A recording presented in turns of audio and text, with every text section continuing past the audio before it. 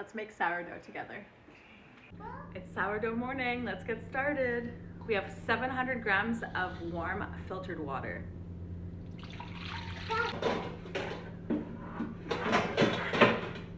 300 grams of super active bubbly starter.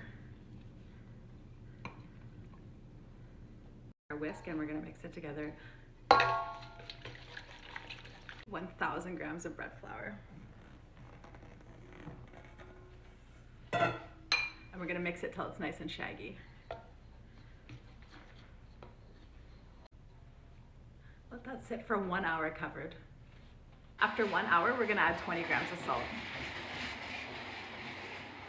We're gonna do our first of 4 stretch and folds, and we're gonna do all 4 of those 30 minutes apart.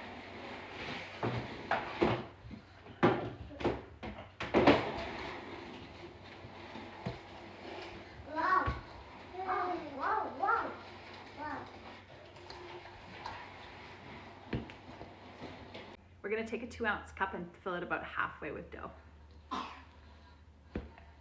This is how we're gonna tell how much our dough has risen.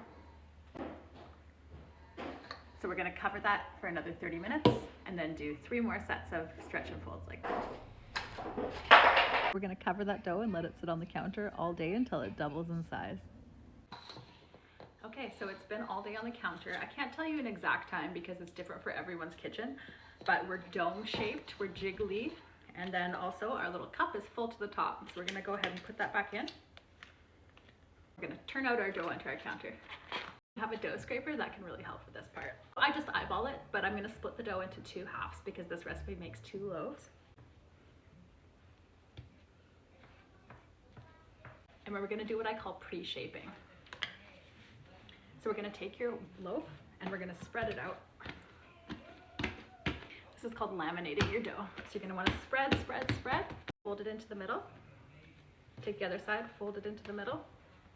And then we're gonna roll it up from one end. And we're gonna do a push and pull just to get some surface tension on the top of that. Push, pull. And just because it's a pre-shaping, we're gonna let it sit like that for half an hour. We're gonna do the same thing to the other loaf. So what I've done is I've used rice flour and I've dusted 2 different bennetons, and I'll link these also in the video so you know where you'd get them. Okay, so the first one we're gonna do is our boule, which is the round one. So we're gonna take our dough. We're gonna do the same thing we did for our pre-shaping. So we're gonna push it out like this. We're gonna take one side, fold it over. We're gonna take the other side and fold that over. And then we're gonna roll it up again. And all this does is create a lot of strength within the dough so it holds its shape nicely. Like that. And if it's really sticky, you can wet your hands a little bit, but I don't ever really find that I need to use flour or wet my hands. And that's how you kind of know the dough is perfect. Okay, so what I like to do is take 2 hands, and again, I'm gonna do that C shape. Like that. Let's flip it into our benneton, and we're gonna put it upside down.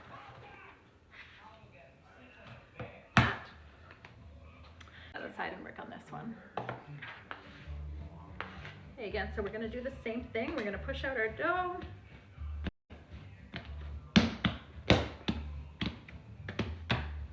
We're gonna fold one side over. We're gonna fold the, oops, very quickly, it's sticky. We're gonna fold that other side over top. We're gonna roll it up. Instead of doing a C, I'm just gonna pull towards me and get some of that surface tension like that. Then I'm gonna take that and flip it again upside down into my benneton. And again, you can take those sides and crisscross them just for a little extra surface tension. So you pinch on either side to cross it over. So I'm just gonna cover these with paper towel like this. I'm gonna place these in the fridge overnight and then we'll bake in the morning. Need to go out of the fridge overnight. We're gonna flip her onto our silicone bread sling and we're gonna do some scoring and then we're gonna pop her in the oven.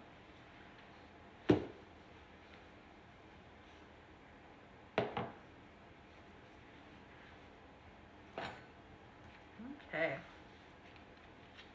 So you always want to make sure and do one nice and deep score, and then you can do some decorative ones too if you feel like it.